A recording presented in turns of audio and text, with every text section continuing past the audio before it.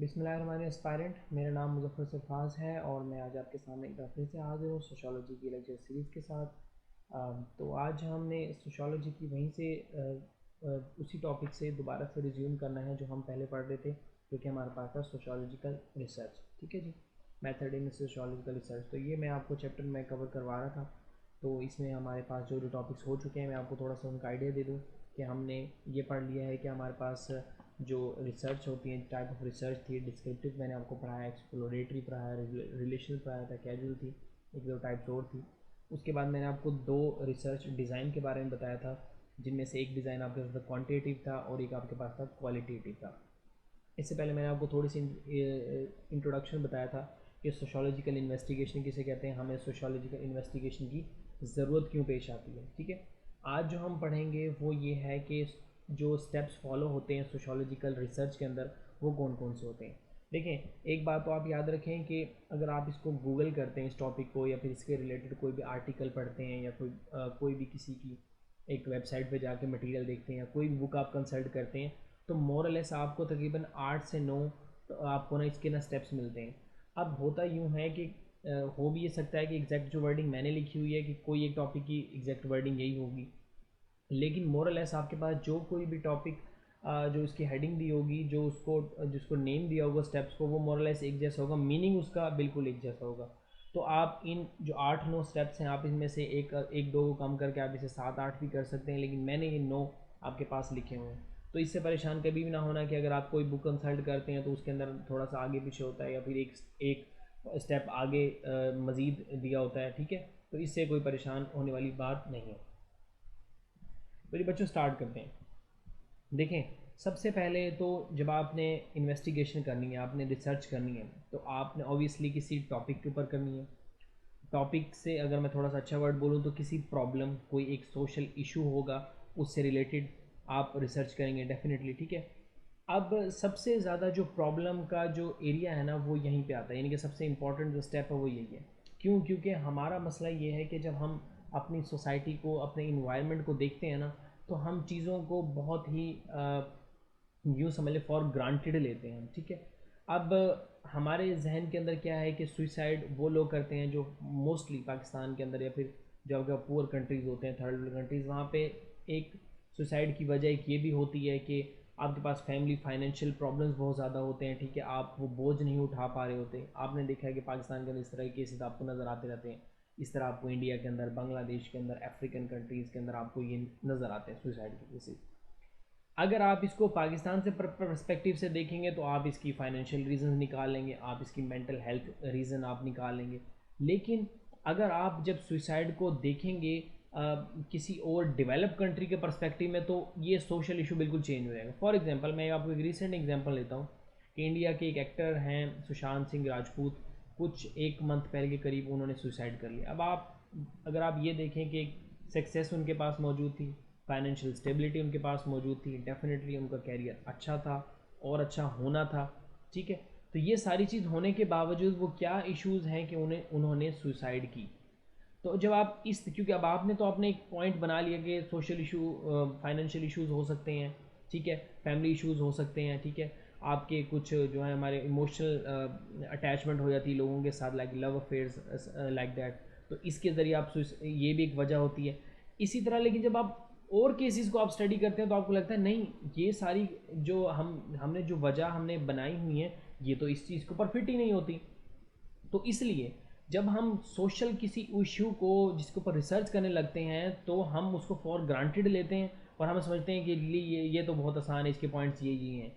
लेकिन एक्चुअल में जब आप उसको जब आप उसको मज़ीद एनालाइज करने जाते हैं, तो आपको मालूम ये होता है कि एक जो टॉपिक है, एक जो इशू है, वो मल्टीपल चीज़ों के साथ कनेक्टेड है, मल्टीपल फैक्टर्स के साथ कनेक्टेड है। इसलिए जो रेकमेंड किया जाता है, वो रेकमेंड ये किया जाता है कि जब आप कोई सोशल प्रॉब्लम लें, जैसे पॉपुलेशन लें, या आप इकोनॉमिक आप प्रॉब्लम लें, माइग्रेशन के ऊपर लें, आप पॉवर्टी के ऊपर लें, ठीक है, आप कोई भी टॉपिक लें, उसके ऊपर जो आपके पास जो सोशोलॉजिस्ट ने जो वर्क किया हुआ है ना, उनको ज़रूर देखें। सुसाइड को पढ़ने से पहले, इसके ऊपर रिसर्च करने से पहले आप इमाइल दुर्खिम को पढ़ें। ठीक है, तो ये एक आपके पास टॉपिक है।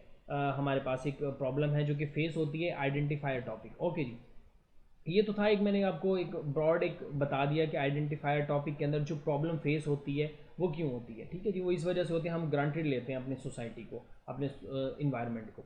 अच्छा जी, इसके अंदर आपके पास ये होता है कि जो रिसर्चर्स होते हैं ना, वो पहले ऑब्वियसली वो ऑब्जर्वेशन कर रहे होते हैं। आप टॉपिक वही पिक करते हैं ना जिसमें आपका इंटरेस्ट और एक्सपर्टीज़ होते हैं।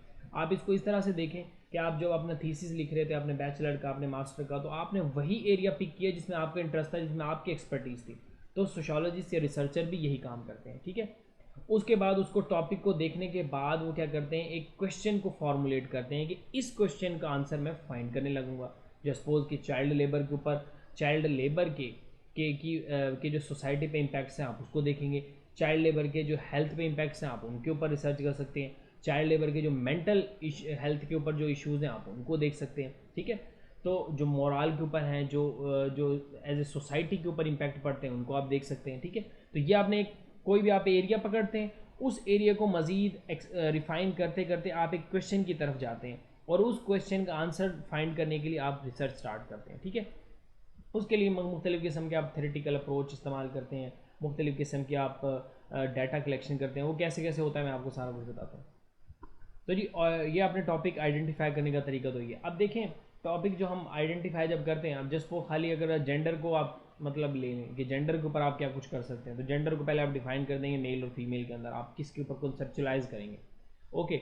उसके बाद आप देखेंगे कि मतलब ये तो मैंने यहाँ पे लिखा हुआ है, अगर मैं इसको इस तरह भी ले लूँ, मैं आपको कोई और एग्जांपल दे देता हूँ कि एजुकेशन के ऊपर मैं आप ले तो आप ये देखेंगे पाकिस्तान के अंदर एजुकेशन के क्यों बुरे हालात हैं, क्या एजुकेशन के लिए जो प्रायोरिटाइज होनी चाहिए पॉलिसीज़ वो हुई हैं कि नहीं है, क्या मीडिया ने सही तरीके से एजुकेशन को हाईलाइट किया है कि नहीं किया, जो एजुकेशन ना होने की वजह से सोसाइटी के ऊपर क्या इम्पैक्ट है, एजुकेशन का इकोनॉमी के साथ क्या कनेक्शन है, एजुकेशन का रिलीजन के साथ क्या कनेक्शन है, ठीक है। और कैरेक्टर बिल्डिंग के अंदर एजुकेशन का क्या रोल है, as a political ideology, democracy का और एजुकेशन का क्या ताल्लुक, आप कुछ भी ले सकते हैं, ठीक है। तो ये आपको मैंने मुख्तलिफ किस्म एजुकेशन के पर्सपेक्टिव बता दिए, जेंडर के मैंने यहाँ पे लिख दिए हैं, ठीक है। तो अब आप जस्ट वो ये तो एक ब्रॉडर था ना, अब आप इसको अगर मज़ीद रिफाइन करते जाएंगे तो आप कोई एक एरिया ले लेंगे। आप ये ले लेंगे कि जो यानी कि फ़ीमेल्स जो आपके पास स्टूडेंट्स हैं उनको एजुकेशन के अंदर वो कौन कौन सी हर्डल्स का सामना करना पड़ता है जो कि एक मेल स्टूडेंट को नहीं करना पड़ता। अब आपने एक क्वेश्चन ले लिया, अब आप इसको मज़ीद क्या करेंगे, इसके ऊपर रिसर्च करना शुरू करेंगे। आपने जेंडर लिया, जेंडर को आपने मेल और फीमेल डिवाइड किया, फीमेल को मज़ीद आपने किस पे किया, तालीम के साथ लिंक करके, और आपने उसे कनेक्ट कर दिया। अब मैं आपको बताता हूँ कि जेंडर और तालीम हासिल करने में रुकावटें और एजुकेशन, इनके दोनों आपके पास जो वेरिएबल इनका ताल्लुक क्या है, इसको हम नेक्स्ट स्टेप में देखेंगे। तो जी आपको समझ आ गई टॉपिक आपने कैसे सिलेक्ट करना है और टॉपिक आपने सिलेक्ट करते हुए किन चीज़ों का ख्याल करना है। तो ये सबसे इंपॉर्टेंट चीज़ है। अगर आपने टॉपिक ही सही तरह सिलेक्ट नहीं किया तो आपकी सारी रिसर्च होगी वो फजूल होगी, एट दिन जब आप कंक्लूजन ड्रा करने जाएंगे तो आपको कुछ भी नहीं मिलेगा। उसके बाद ये रिव्यू एग्जिस्टिंग रिसर्च, मैं आपको इसकी एग्जांपल इस तरह देता हूँ कि अगर आपने बैचलर के अंदर, मेरी इंजीनियरिंग है तो बैचलर के अंदर अगर आपने अपना क्या नाम है जो भी प्रोजेक्ट किया होगा, तो आपके जो इंटरनल होंगे सुपरवाइज़र, उन्होंने आपको कहा होगा जी आपने ना 3 अपने जो आपने वो थीसिस लिखना है, आपने उसकी 3 कॉपीज़ करवानी है। एक आपने एक्सटर्नल को देनी है, एक आपने इंटरनल जो आपके पास सुपरवाइज़र उसे देनी है, एक आपने लाइब्रेरी में जमा करवानी है। ये लाइब्रेरी में जो जमा करवाई जाती है इसलिए करवाई जाती है कि इन केस आपने रोबोटिक्स के ऊपर फ़र्ज़ करो काम किया है और रोबोटिक्स के किसी एक एरिया के ऊपर काम किया है, आने वाले स्टूडेंट्स अगर रोबोटिक्स के ऊपर काम करना चाहें तो लाइब्रेरी जाएंगे, वो आपका रिसर्च वर्क देख लेंगे, उससे उन्हें आइडिया हो जाएगा कि इसके ऊपर काम हो चुका है और अगर इस पर काम हो चुका है तो उससे क्या हेल्प मिल सकती है। नंबर 2, जिसके ऊपर काम हो चुका है हम उससे कुछ हटके करें, ठीक है। तो ये आप इसको बोलते हैं जो रिव्यू किया जाता है। एग्जिस्टिंग रिसर्च आपके पास मौजूद होती है, दुनिया के अंदर किसी भी जगह रिसर्च होती है उसका यही मेथड होता है। इसलिए जो आपके पास जो एग्जिस्टिंग रिसर्च होता है वो आपके पास जर्नल्स हैं, मुख्तलिफ़ किस्म के जो आर्ट न्यू मैगजीन्स हैं, लाइब्रेरीज हैं, वहाँ पर उनका वर्क अवेलेबल होता है, ठीक है जी। इसी तरीके से आपको एक और एग्जांपल देता हूँ कि जस्ट सपोज अगर आप स्कॉलरशिप के लिए अप्लाई करते हैं PhD MS के लिए, तो आप जो आपके जो प्रोफेसर्स को जब आप एक्सेस करने की कोशिश करते हैं तो आप उनका नेम लिख के उनके जो रिसर्च पेपर्स उनको स्टडी करते हैं कि इसने इस एरिया में काम की हुई है, क्या मेरा इंटरेस्ट का कोई एरिया है, अगर है तो उसके मुताबिक मैं अपना स्टेटमेंट ऑफ पर्पस बनाऊंगा और इस प्रोफेसर को मेल करूँगा, ठीक है। तो वो उनके अवेलेबल होते हैं, आप उनको स्टडी कर सकते हैं। यही होता है कि एग्जिस्टिंग रिसर्च को रिव्यू किया जाता है, ठीक है जी। तो बाकी सारी कहानी जो है मैंने इसके अंदर लिख दी है, आप इसको पढ़ लीजिएगा, इसमें कोई ऐसी बात नहीं आपको समझ ना आए। ये मैंने बता दिया कि स्कॉलरली जर्नल्स आर रेप्यूटेबल होते हैं, एकेडमिक जर्नल्स होते हैं जो कि आर्टिकल पब्लिश करते हैं पीयर रिव्यू प्रोसेस के लिए, ठीक है। आपको कहीं से इजीली मिल जाते हैं, जिससे आपको मुख्तलिफ़ किस्म के जो क्वेश्चंस हैं उनको हाईलाइट करने का और मज़ीद अपना जो आप आगे चल के बनाएंगे हाइपोथेसिस, उसको आपको मज़ीद रिफाइन करने का मौका मिल जाता है। अच्छा जी, ये एक बड़ा इंपॉर्टेंट यहाँ पे स्टेप है कि फॉर्म हाइपोथेसिस और आर्गुमेंट। अच्छा देखिए, ये भी ज़रूरी नहीं है कि आपने हाइपोथेसिस पहले बनाना है। आप बाज़ात यूँ होता है कि आप हाइपोथेसिस नहीं बना पा रहे होते या आर्गुमेंट नहीं बना पा रहे होते, कोई स्टेटमेंट जिसको आप इवेल्यूएट करते हैं, तो आप तब कंप्लीट सारा कुछ करने के बाद आप कंक्लूजन ड्रॉ करते टाइम आप क्या करते हैं, अपना हाइपोथेसिस को या तो चेंज कर लेते हैं या आपने बनाया नहीं होता तो आप उस टाइम बना लेते हैं, ठीक है जी। अच्छा जी, अब हाइपोथेसिस जब आप बनाते हैं तो वेरिएबल्स जो हम लेते हैं, आपके पास देखें जेंडर एक वेरिएबल है, आपके पास रेसिज्म जिसको बात करें, सोशल क्लास, एज हो गया, ठीक है। ये आपके पास क्या है, एज ए वेरिएबल के तौर पे इस्तेमाल होते हैं। अब इसकी मज़ीद दो टाइप हैं, इंडिपेंडेंट वेरिएबल और डिपेंडेंट। देखें इंडिपेंडेंट और डिपेंडेंट, जैसे कि वर्ड से आपको मालूम हो रहा है, मैं आगे चल के आपको इसकी एग्जांपल भी देता हूँ कि कौन सा इंडिपेंडेंट है और कौन सा डिपेंडेंट है। देखिए इंडिपेंडेंट वेरिएबल वो है जो दूसरे वेरिएबल के अंदर जो कि डिपेंडेंट है उसके अंदर चेंज यानी कि ना चेंज की वजह बनता है, और डिपेंडेंट वेरिएबल वो है, ठीक है, जिसकी वजह से जो कि चेंज का बास बना है, ठीक है। अब इसके अंदर जब हम ये देखेंगे कि इंडिपेंडेंट क्या है तो डिपेंडेंट क्या है, कौन सी वो कंडीशंस हैं जिनके ऊपर हम इंडिपेंडेंट वेरिएबल और डिपेंडेंट वेरिएबल को डिसाइड करते हैं, ठीक है, क्या वो पैरामीटर्स है। समझ आ गई बात कि जो चेंज की वजह बनेगा वो इंडिपेंडेंट होगा, ठीक है, और जिस पे चेंज आया होगा, जिस पे असर आया होगा, जो कि इफेक्ट हुआ पड़ा होगा, उसको क्या बोलेंगे, डिपेंडेंट वेरिएबल बोलेंगे। ये कॉन्सेप्ट समझ आ गया। अब इसको हम देख लेते हैं जी, क्या वो आपके पास पैरामीटर्स होते हैं। देखें, there must be a relation और correlation between the independent and dependent variables. जो आप दो वेरिएबल्स ले रहे हैं, ठीक है, उनके दरमियान में एक रिलेशन होना चाहिए। ऐसा नहीं होना चाहिए उनके दरमियान कोई रिलेशन ही नहीं है, क्योंकि जब उनके दरमियान कोई रिलेशन ही नहीं है तो आप उनको एनालाइज करेंगे, जब आप डाटा एनालिसिस करेंगे तो कंक्लूजन पहुंचेंगे तो वो तो आपके पास नल हाइपोथेसिस आएगा, नल एंड वाइड हो जाएगा वो तो, ठीक है। तो रिलेशन ज़रूर होना चाहिए। और इंडिपेंडेंट जो वेरिएबल होता है ये डिपेंडेंट वेरिएबल से पहले आता है, अभी आपको बताता हूँ आगे चल के। There must be no other intervening variable. देखें, ये तो हो सकता है कि मल्टीपल वेरिएबल्स हों, लेकिन जो आपके पास इंडिपेंडेंट और डिपेंडेंट वेरिएबल्स के दरमियान में ना कोई और एक वेरिएबल नहीं होना चाहिए जो कि उस रिलेशन को जो डिस्टर्ब कर सके, ठीक है। तो वो आपके पास मल्टीपल वेरिएबल्स में चल जाएंगे और वो आपकी रिसर्च को ख़राब कर सकते हैं।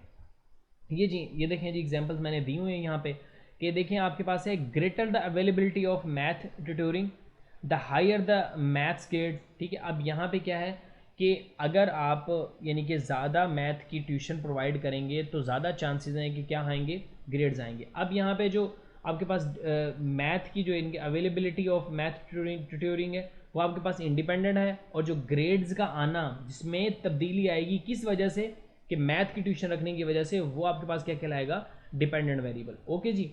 Greater the police patrol presence the safer the neighbourhood. अगर आप पेट्रोलिंग को ज़्यादा मौसर करेंगे और ज़्यादा बढ़ाएंगे तो जो आपके इर्द गिर्द का इन्वायरमेंट है, जो आपके सराउंडिंग है, वो क्या होंगे, ज़्यादा सेफ होंगी। अब जो सेफर द नेबरहुड है ना, ये डिपेंड कर रहा है किसके ऊपर, पुलिस पेट्रोलिंग के ऊपर। पुलिस पेट्रोलिंग ज़्यादा होगी तो सेफर इन्वायरमेंट मिलेगा।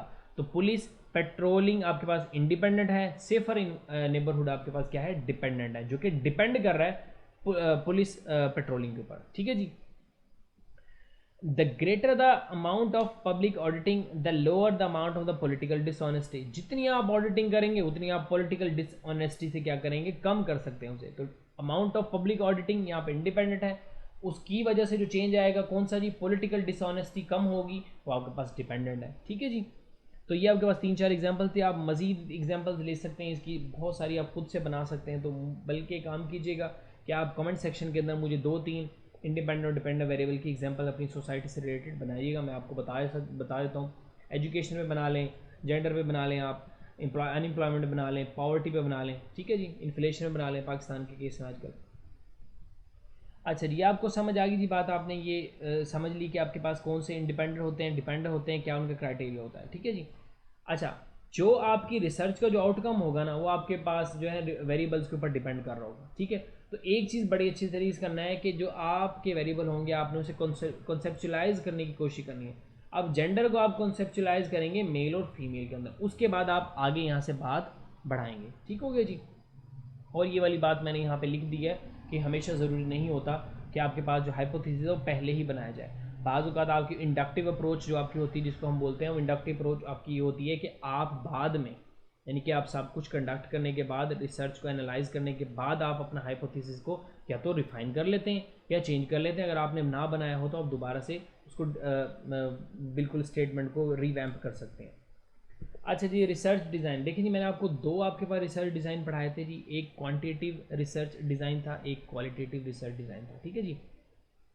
तो दोनों के अंदर आपके पास जो है ना, हमने क्या करना है, हमने डिसाइड ये करना है, आपकी रिसर्च को देखते हुए आपने बताना है कि मतलब ये डिसाइड करना है कि क्वांटिटेटिव रिसर्च को चूज़ किया जाए या क्वालिटेटिव रिसर्च को चूज़ किया जाए। अब जो आपके पास क्वांटिटेटिव होती है वो नंबर बेस होती है, ठीक है, नंबर बेस रिसर्च होती है। तो अगर आपका ऐसा है जिसके अंदर आपके पास न्यूमेरिकल आपके पास डाटा है, मौजूद है, तो आप क्वांटिटेटिव रिसर्च इस्तेमाल कर लें।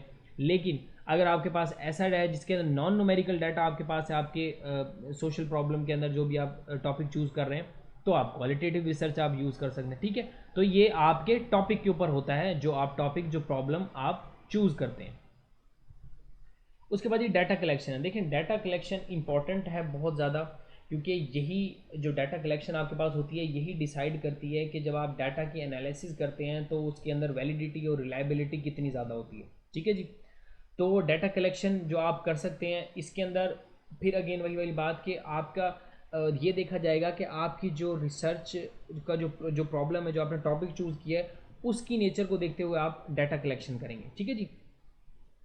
अब कोई, वैसे तो कोई भी आप रिसर्च वर्क कर रहे हैं उसके लिए आपको डाटा रिक्वायर्ड होता है, लेकिन ऑब्वियसली किसी में आपको कम चाहिए, किसी में आपको ज़्यादा चाहिए। जस्ट सपोज कि आप जिस सपोज के पाकिस्तान के अंदर अगर आप इकोनॉमिक इश्यूज़ को आप जब देखते हैं, इकोनॉमिक इश्यूज़ को देखें 1947 से अब तक, तो जब आप देखेंगे, कंपैरिजन करेंगे, इस एरिया में ये हुआ, इस एरिया में ये हुआ, ये हमने काम किया तो इससे ये इम्पैक्ट हुआ। जैसे कि अगर आप अकबर ज़िदी की किताब देखें, इकोनॉमिक इश्यूज़ ऑफ पाकिस्तान, तो वहाँ पे जो डाटा कलेक्शन है वो न्यूमेरिकल फॉर्म में बहुत ज़्यादा, टेबल्स हैं, चार्ट्स हैं, ग्राफ्स हैं। तो वो ये बताता है कि ऐसे ऐसे कैसे कैसे पाकिस्तान के अंदर इकोनॉमिक इश्यूज़ पैदा हुए और कैसे कैसे उनको कैटर किया गया, किन स्टेप्स की वजह से क्या क्या प्रॉब्लम्स आई, ठीक है। तो डाटा कलेक्शन टॉपिक के ऊपर मैटर करेगा। अच्छा, इसके अंदर हमने क्या करते हैं कि वो ना इन सब चीज़ों का एस्पेक्ट को देखते हैं। While collecting data takes into consideration the nature of the investigation. एक तो नेचर ऑफ इन्वेस्टिगेशन आपके पास, objective and scope of the inquiry, financial resource, available time and desired degree of accuracy. Accuracy, time कितना चाहिए होगा, कितना time मौजूद है, फाइनेंशियल रिसोर्सेज कितने अवेलेबल हैं। देखें, बाज़ औक़ात तो पाकिस्तान के अंदर अगर हम बात करें कि अगर हम किसी टॉपिक के ऊपर रिसर्च करने के लिए चले जाते हैं, ठीक है, तो मतलब बाज़ औक़ात तो आपको डाटा कलेक्शन इतनी मुश्किल हो जाती है आपके लिए कि आप उनको गैदर ही नहीं कर पाते डाटा। क्यों? क्योंकि आपके पास रिसोर्सेज अवेलेबल नहीं होते। लेकिन आप देखें, फॉरेन कंट्रीज़ और डेवलप कंट्रीज़ जो हैं, वहाँ पे जो डाटा कलेक्शन है वहाँ पे वो कंपैरेटिवली बहुत आसान होती है, ठीक है। Access to information, right to information होता है। यहाँ पे हमारे यहाँ पे अगर जस्ट सपोज कि हम जो आपके पास मुंतखब नुमाइंदे हैं, अगर उनसे ही आप किसी चीज़ से रिलेटेड इन्फॉर्मेशन मांग लीजिए, राइट टू इन्फॉर्मेशन बिल जो कि करंट गवर्नमेंट ने लेकर आना था, जो कि अनफॉर्चुनेटली अभी तक नहीं आ सका, तो आपको डाटा ही नहीं मिल पाता। तो जैसे ही आपको एक्यूरेट डाटा नहीं मिलेगा तो ऑब्वियसली आपकी रिसर्च तो उसके प्रॉब्लम तो क्रिएट करेगी ना फिर, ठीक है जी। तो आपके पास ये डाटा कलेक्शन का है, ठीक है जी। अच्छा जी, उसके बाद आपके पास इसके अंदर दो वो टाइप बताता है कि secondary data are collected from books, journals, newspaper reports of the earlier studies, whereas the primary data are to be collected either through the experiment or through survey, ठीक है। अब आप इन्फ्लेशन के ऊपर, education के ऊपर मुख्तलिफ किस्म के सर्वेज आप कंडक्ट कर सकते हैं। आपने देखा होगा कि इलेक्शन टाइम पे बहुत ज़्यादा सर्वेज आते हैं, इन्फ्लेशन टाइम पे आते हैं, आजकल भी सर्वे पाकिस्तान के अंदर हैं, कौन सी पार्टी से आवाम मुतमईन है, कौन सी पार्टी से नहीं, इस तरह के सर्वे आपको बहुत मिलते रहते हैं, ये प्राइमरी होते हैं। एनालाइज द डाटा, अब देखिए ये वो स्टेप है जहाँ ये पता लगता है कि जो आपने हाइपोथेसिस बनाया है, ठीक है, उसकी इवेल्युएशन यहाँ पे होती है, ठीक है जी। तो ये आप एक बड़ा इंपॉर्टेंट स्टेप होता है यहाँ पे, ठीक है। इसके अंदर ना रिलेशन देखा जाता है वेरिएबल्स का, इंडिपेंडेंट और डिपेंडेंट वेरिएबल्स का। इसके अंदर हाइपोथेसिस को कंपेयर किया जाता है किसके ऊपर, वो जो डाटा जो आपने कलेक्ट किया होता है उसकी बेसिस के ऊपर किया जाता है। सम टाइम ऐसे होता है कि एनालाइज करते हुए डाटा आपको जो आप क्वेश्चंस होता है जो आपने बनाया होता है हाइपोथेसिस, उसको आपको रिफाइन करना पड़ता है, आपको उसे मोल्ड करना पड़ता है, ठीक है, थोड़ा सा चेंज करना पड़ता है या समटाइम्स बिल्कुल ही चेंज कर देना पड़ता है, क्योंकि जो आपने सोचा होता है आप रिसर्च करते करते आप एक नई चीज़ आप डिस्कवर कर लेते हैं, ठीक है जी। तो ये होता है, ये डेफिनेटली होता है। आप देखेंगे जो स्टूडेंट्स होते हैं बाज़ का तो बना क्या रहे होते हैं और बन क्या जाता है, ठीक है। तो वो आपको थ्रू आप जब लेबॉर्ट्री के अंदर टेस्टिंग वगैरह करते हैं, एक्सपेरिमेंट करते हैं, तो वो आपको मुख्तलिफ़ किस्म के रिज़ल्ट मिलते हैं। तो यहाँ पे आपका चेक होता है कि जो आपने वेरिएबल जो आपने इंडिपेंडेंट डिपेंडेंट वेरिएबल जो आपने बनाए थे उनके दरम्यान में क्या रिलेशन है। अब इसके अंदर अगेन, क्योंकि जो रिसर्च आपका जो डिज़ाइन होता है ना वो आपका क्वांटिटेटिव है क्वालिटेटिव है, तो उसके थ्रू भी मुख्तलिफ होता है। देखें, जब क्वांटिटेटिव डाटा जो आपके पास होगा ना उसको आप कंप्यूटर प्रोग्राम्स के थ्रू आप उसको क्या करेंगे, इवेल्यूएट करते हैं, एनालाइज करते हैं, ठीक है।